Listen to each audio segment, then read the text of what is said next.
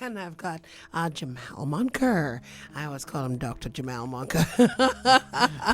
But Jamal is here from New Life. New Life. Let your food, but let your medicine be your food. Your food be your medicine, and sell food. And let me tell you, it's downtown, right next door to Esquire's men's store, and it's so accessible. You can pop on in and see what we're talking about. Let me tell you, it's a new lifestyle, and I'm getting myself right into it, and I think I will be all the better for it. And the benefits are endless when you begin to change your lifestyle. I think we have been lied to and preached to about a lot of things by people that say they bring in you health and with the foods that we eat. And he's just handed me something from Ezekiel 47 and 12. It says, and by the river upon the bank thereof, on this side and on that side shall grow all trees for meat, whose leaf shall not fade, neither shall the fruit thereof be consumed. It shall bring forth a new fruit according to his months, because their waters they issued out of the sanctuary. And the fruit thereof shall be for meat, and the leaf thereof for medicine. Isn't that something? It didn't say go to the pharmacy. Isn't that and something? It didn't say go to the slaughterhouse or to the butcher. We've been given. For meat. We have been given A mandate. A pharmacy. A commandment. Mm-hmm. How you doing? And so if you go contrary to that, how could you expect to be healthy? I'm doing great, man. It's just a pleasure, you know. It's just so much going on. The cooking classes, we have healing. We had a gentleman, Apostle Wilson, spend a week here with his lovely wife and one of his friends from Fort Lauderdale, and they spent breakfast, lunch, and dinner with us for the whole week. Wow. And they came with great tidings.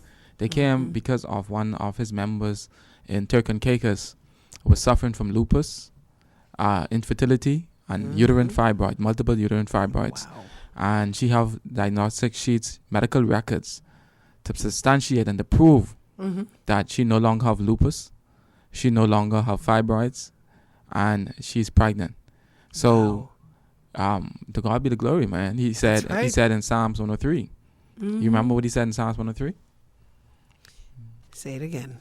I'm gonna let you read it for the people, because we need to be reminded. You know, we forget a lot. So, including myself, sometimes we forget. You know, that there's a system in place where the body heals itself, where God is in control. We've been given the manual for life. Bless the Lord, O my soul, and all that is within me. Bless his holy name. Bless the Lord, O my soul, and forget not his benefits.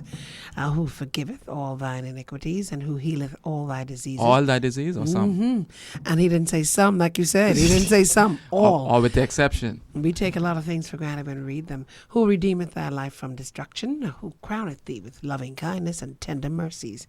Who satisfieth thy mouth with good things, so that thy youth is renewed like the eagles? The Lord executeth righteousness and judgment for all that are oppressed. He made known his ways unto Moses, his acts unto the children of Israel. The Lord is merciful and gracious, slow to anger and plenteous in mercy. He will not always chide, neither will he keep his anger forever. Okay. But it's fantastic. That's a part of that. Well, you read Ezekiel 12 where he said he gave us 12 trees, one for each month.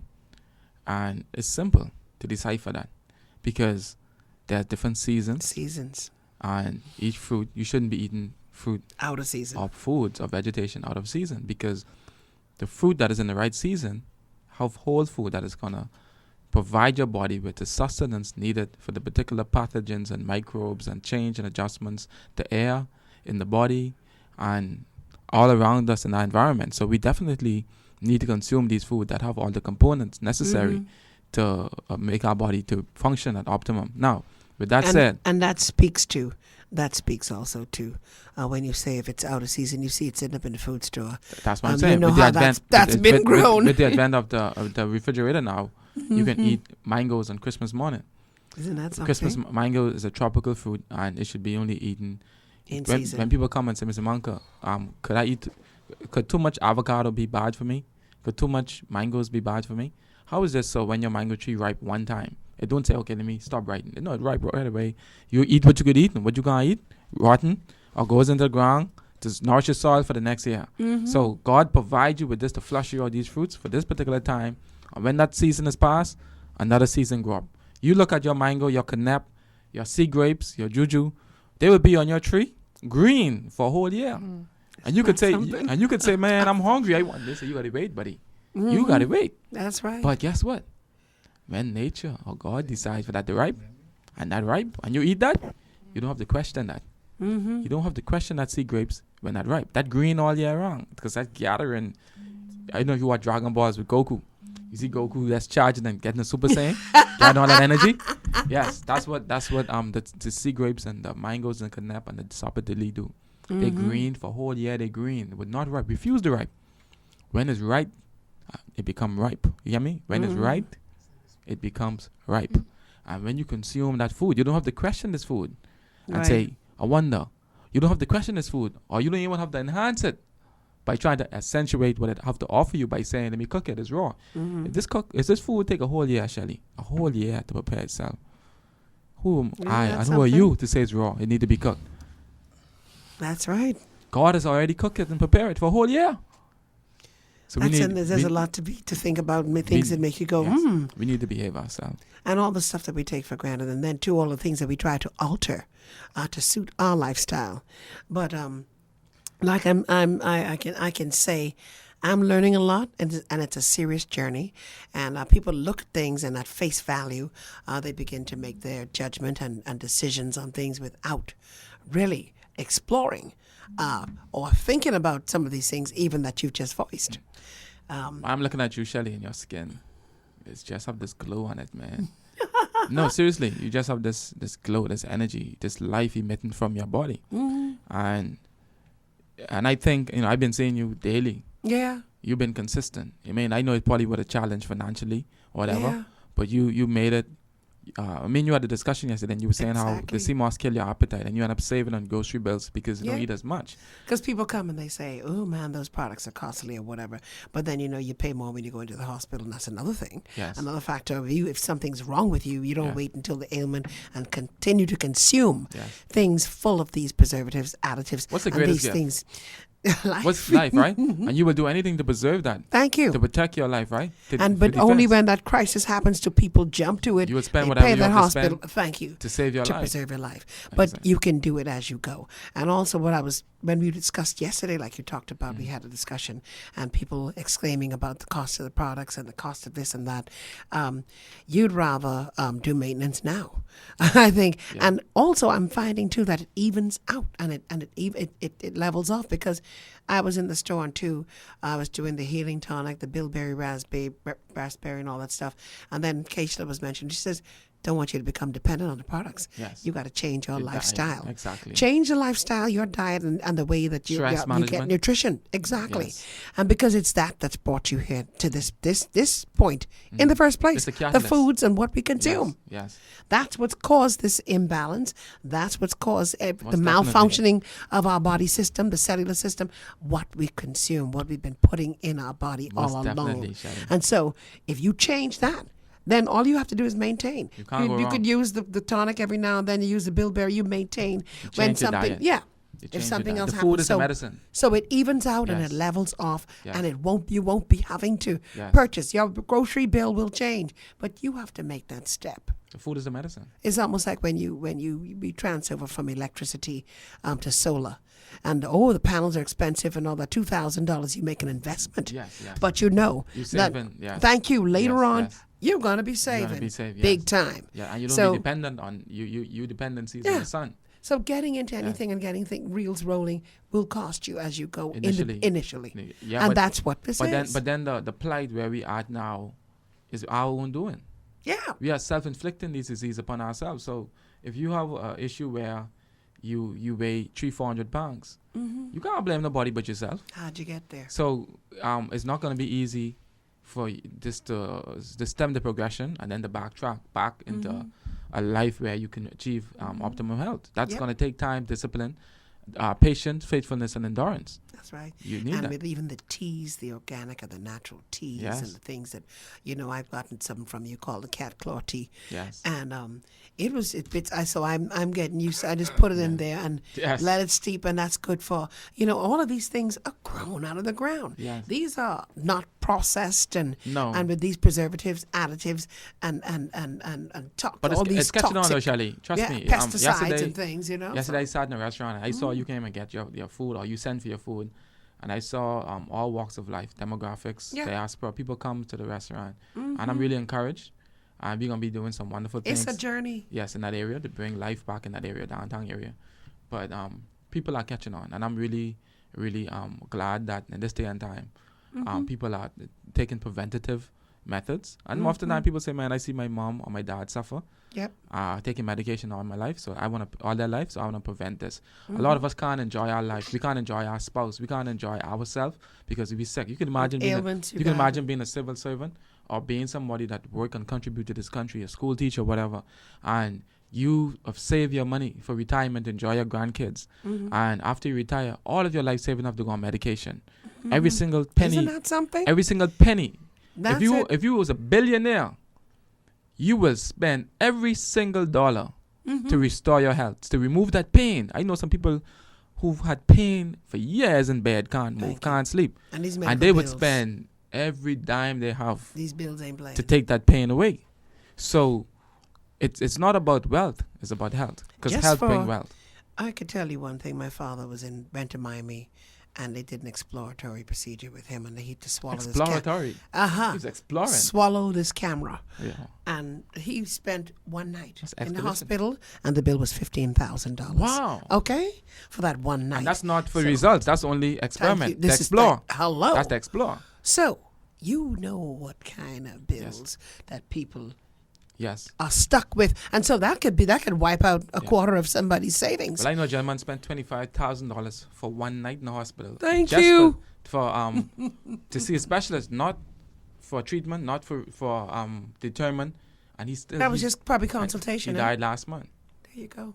He died last month. So this is the day and time. This is serious, my brothers and sisters. This is serious. And the quality of your life, it's got to matter. But Shelly and my listeners, before we introduce you brought a very special lady in. But before we with do you. that, I wanna say, Shelly, that now I think the table is turning right now, and God is in the mix, and I think He's tired of seeing His people suffer, because I'm in a seat, a very important seat. I'm sitting in a chair where I'm witnessing healing. God has allowed me to witness people healing who and Mrs. Smith, Jonathan Smith, has been at the forefront with us, capturing some of these testimonies. Okay. And we're gonna bring that lady with the lupus over here to Freeport. And we have Miss Felicia Archer. Trust me, she's not shy in front of the mic, and she have a story that would bring tears to your eyes. Wow. She's one of my most profound story, and it's been over 3-4 years ago, Felicia. Yeah, and look at her now. Wow. But she's been suffering from age 12, 13. She'll tell you a story. Wow. Hi, Felicia. How are you today? Hi, I'm good. Thank you so Great. much, Shelly, for having me on the show. A pleasure. And thank you. I want to say Pastor Moncur. But thank you so much, Jamal, for having me today. Share with us your story. Okay, well, it was at the age, I think it was about 13 going on 14, somewhere around there, where I discovered I wasn't having frequent bowel movements. Right. And, as a result, I was very fatigued. Hold on, what you call? Explain to people what you don't frequent. What you mean by that? Bobby, what you wait until? Well, I would probably go sometimes 2 to 3 times a month. What? Yes, 2 to 3 times a month. And this at age what? This is at age 13 going on 14. Wow. And as a result, of course, if you saw me back then, I looked as if I was about 6 to 7 months pregnant. Wow. And every time I would go to the doctor would always put me on enemas. And I'm like, okay, there has to be an underlying issue as to why is it that I always have to take an enema to have a bowel movement. Yeah. And so as a result, the doctor that I went to at that time, she said, okay, you have to do a barium enema. And a barium enema is a procedure, whereas is it's a glass that they would use to do a scan, and they would insert it through the rectum area. It's on a tube, and they would insert it through the rectum area to take a look at the small intestines and to see exactly what is going on. Blockage. Yes, and as a result, they would also use dye, and as a result of that harsh, severe procedure, I began, they couldn't even continue the procedure because I was so young at that time, and the doctors them is like, wow, you're the youngest patient we have seen to come in here that needs to do a barium enema. And it was so painful that they had to stop the procedure because the procedure was like about 45 minutes long, and 15 minutes into the procedure, they had to stop it because I started to bleed. And so as a result, went home again, still in a lot of pain, still fatigued, feel as if I came to a dead end in my life. And so as a result, I had a good friend of mine, DJ Consular. He said to me, he see me as his little sister. So he's like, man, Felicia, I don't like how you looking. You need to go and to my boy Jamal down at Newlife. So I said to him, I said, okay, and what's not. So I decided that let me go ahead, let me go meet Mr. Jamal and see how things will go from there. When the first day I met Jamal and I walked through the door, he looked at me from head to toe. I am about 108 pounds now, and back then I was about 90 pounds because I was losing weight because one, if I was eating, it wasn't coming out. And the biggest thing on me back then was probably my stomach. Right. And so he gave me a shot of, I think it was the collation. He gave me a shot of the collation right then and then. Let me tell you something. Time as I left the shop to get home, I was already in the bathroom. My aunt, who was a nurse, she was always at my house consistently to take care of me. And so when she saw that I came home and I went to the bathroom, she's like, where you been? What you take? I was not. So when I told her about it, with her being my nurse and my advisor, she said, well, I got to go check out this place too. And so the following day, she was down there at Newlife. And, medical bills was really, really, really piling up. Things was just going out of whack. But I continued to trust God, and I continued to hold on to God. And I remembered I went back to, the same day actually when I first went there, I was already planning a medical concert. And it was in aid to raise medical funds for myself. Right. But I skipped a part actually of the story where it was one night I was home and it was about 12 something in the night. My mom had to rush me into accident emergency because I was just having bleedings from the rectum area. And so they rushed me straight down there, and the doctor took me in the back, and the doctor said to my mom, he said, I think we found the problem. Felicia has polyps that is growing on her colon. And so as a result, she needs to see a surgical doctor and have a surgery done. And, it's a 50% chance that if she don't do this surgery, that this is going to develop into colon cancer. Because anyone that knows colon cancer, sometimes it develops as polyps and then it'll eventually grow into the full bloom thing. And so as a result, I told the doctor sitting down on that bed with tears in my eyes at the age of 15, going on 16 years old. And for those that are trying to figure out how old am I today, I'm only 21 years old.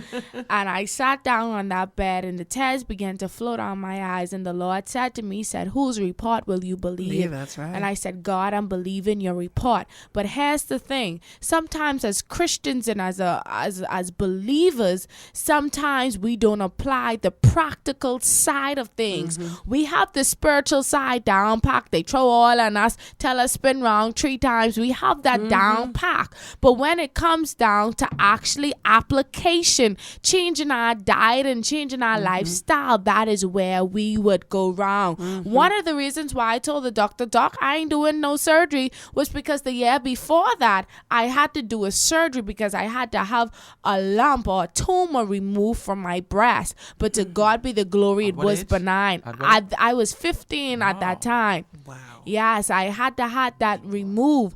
And, the following year, the doctor could tell me again I needed to do another surgery. And I'm like, sir, let me tell you something. Not gonna happen. It's not going to happen. Number one is the reason why I'm a woman of faith. Number two is, okay, faith without works is dead. So now I got to change my lifestyle and I have to change my diet. During that time, they put me on some serious drugs. I mean, the drugs had me drowsy. I mean, it fixed one problem and created 10 other problems. That's how serious the prescription drugs was.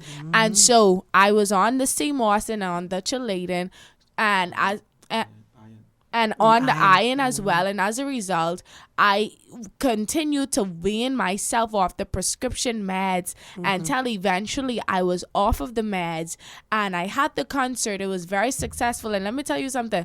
When I went to Jamal, all I could say is just favor because I had no money. I was a high school student in school at the time. My parents was already financially exhausted and with a lot of medical bills, insurance and everything like that. Jamal, I mean, he assisted me greatly. He said, look here, he said I could put together a package for you whenever, no pressure, no rush, when you find the finances, you come back. But I'm not just in this for the money, but I'm in it for changing lives. And that is what I appreciate so much about Mr. Moncur. And so as a result, I didn't do the surgery, but I went ahead and I did the colonoscopy. But a few days before I went ahead and did the colonoscopy, like 3 days or so, I was using the bathroom and literally, it sounds a bit gross and creepy, but literally I could see, it seems as if the forms of the polyps was coming, it was in the bowl. And it was white. And I'm like, oh my gosh. And I just continued to thank God right there. And I went ahead and did the colonoscopy. And the radiologist at the end of the procedure, he said to me, Ms. Archer, I don't know who you was praying to, and I don't know what you've been doing. But all I could tell you is I checked the kidney, I checked the spleen, I checked the gallbladder, I checked every organ in your abdominal area, and there is no polyps. You don't have to do no surgery, and there is no active cancer cells. Wow. And I say to God be all of the glory. And so listen, from since that day forward, I have been thanking God for healing, but also not just healing, but wholeness. Thank you. Because a lot of times we, the doctor said, well, you have diabetes, and then we thank God for healing, and then it's like for that week or so, we begin to change our lifestyle and change our diet. But after that, we go right back to eating sweets and different stuff like that. But in order for you to keep your healing and to walk and to become whole, you have to change your lifestyle. Regular bathroom. Yeah, oh yes. I tell him, I said, listen, if I eat now, a bathroom have to be nearby. And there's a girl who's it going have to be nearby. Twice a night, once a month. From 2 to 3 times a month to basically going 3 times a day. That's every fantastic. time I eat. Yeah. And so, as a result, I believe in telling people, you have faith without works is dead, completely dead. Change your diet, change your life, because at the end of the day, your health is your wealth. That is the truth. I saw a gentleman. I was telling Felicia this morning. There was a pastor I saw when I was in Nassau, and he was preaching to an event I was at. And every time he stood up, he knocked the mic over with his stomach. And when he sat down, he had to catch his breath. Wow. And I spoke to him in private, and I said, sir, you have to lose some weight. You have to lose some weight. And I said, I'll assist you. And every time I saw him, he's on a particular line, getting, particular food. And I said, man, and every time he said me, he tried to dodge and weave. I said, you don't have to hide from me. But one person you can't hide from, and that's yourself. Thank you. You could hide from me, but you don't have to hide from me. You know what I mean? That's you. Well, it's not necessary, So I realized that food is a drug. It's very addictive. People will be dying, and they will be on their deathbed, and they will not give up that food.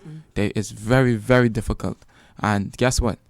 That food is the cause of all of these problems. I talk to physicians, and they would tell me, medical doctors, they would tell me, they say, man, if we could only get people to change their diet. Yeah. Because persons who got shot, who got stabbed, who fall off the roof, who have accident, They need these beds. These persons with non-communicable disease and who taking up all their bread because And of it's so stroke prevalent or in heart our attack. society. And if they would only change their diet, they want to eat coconut tart and all these different starchy stuff, and then they live in a sedentary lifestyle, couch potato. They sit on the couch. No exercising. So you look on the plates of a lot of Bahamians, Yes. and we are guilty. We have Yes. one of the worst diets in the world. But that's why we did the restaurant, and that's why Keisha told you what she told you, that the food, the products is just a catalyst to catapult Thank you you. on a level. But you need to focus on prevention, and you need to focus on the body, the cellular terrain being alkaline. And for that to happen, you need to manage your stress, and you need to eat properly. You have to eat properly. In the Garden of Eden, we were made, Adam and Eve were made healthy. They were healthy. They ate of the fruit, the tree, as Johnny said, Genesis chapter 2, verse 16. God commanded them to eat of the tree in the garden. He didn't say eat of the garden, because we lawyers, we can manipulate laws. Because if something in the garden, we say, oh, chicken in the garden or hog in the garden. No, he said eat of the tree in the garden. That's right. Okay, so if we were eating healthy back then, when did disease happen? So when somebody say diabetes is in my family, I say if I trace my family back to Adam didn't have diabetes. So where did this occur? Where did it come from? Where did it come from? Where did it start? So we definitely need to focus more on prevention, and that is why New Life is doing cooking classes. That is why we teaching people. we're teaching people, and we have the restaurant for persons, and people catching on to it. We Yeah. notice it. We notice the people coming now, and they getting their food, and they And the food is good. The food is awesome. It's tasty, Yes, and they and learning to season foods with the natural herbs, the Yes. rosemary, the thyme, Yes. and the sea salt. Yes, Things it's really that are good. not contaminated. Yes. I'm going to go ahead and say Yes. not contaminated Yes. with all of these Yeah. preservatives and additives and artificial flavorings and stuff just for shelf life, so it can last long in the food store or Yes. whatever. Like you always mentioned initially when you came, that you pass a whole bunch of sweet peppers in the store and you don't smell a thing sometimes, and you go to No the farmer's nutrition. market and Oh, you yeah. pass them sweet peppers that has a smell. Yeah. So I'll tell you what, Aroma. all of the little Volatile oil in things it. that are over that. Yes. You gotta wash that forever Yes. to make sure you ain't Yes. consuming some of that. Exactly. And all of these things break down your They cellular did, system. they did an experiment on some people who were eating vegans. They're vegetarian all their life. A whole family, when they tested their blood, they found herbicide, pesticides, and carcinogenic substances in their bloodstream. That's it. The next month of switching to organic, no trace of these chemicals in the blood. So even vegans now are becoming a victim to these diseases. They're vegans and they're still getting Like I cancer. say, those pesticides and things. Grow your gardens. Like how you do, Shelly, how you grow your kale and stuff. Grow your gardens, cook your own food, and start supporting life, man. At New Life, we offer consultation too. So come down and do the consultation, like Felicia did. Do the consultation. Come down and try the food out. Well, there you go. It's really, really, really good. I tell you, I had the pancakes this morning. I couldn't even tell the difference. Spelt pancakes and waffles. They're really good. It was really, really, really good. I enjoyed it. It was good. Well, I know. Let me tell you, we've had these testimonies. We had Felicia's testimony this morning. That should be enough to And the lupus. to shake things. And you got the lady who's been cured From lupus. This is of of history. lupus, Nobody and ever. we've got a whole lot of people Yes. suffering from that. Yes. And it's been so misdiagnosed Yes. over the And years too. fibroids. Fibroids. We got people like Infertility. all of that. Yes. I tell you, let your food be your medicine. Your medicine be Come your down food. to New Life, man. We'll be there looking out for you all day. Come down there today. All right. Book your consultation. Come get some good food and live. Get some living food, man. Thank you Start very living. much. Stop dying. Start living. Jamal, it's going to work and the wheels are turning Yes. here in this Grand Bahama community. Oh, yes. Always a pleasure to talk to you. Same here. And thank you, Felicia. Thank you so much for having me. Live life on purpose. Change your lifestyle. Change your diet. And go ahead and get them. Well, there you go. Thank you so much.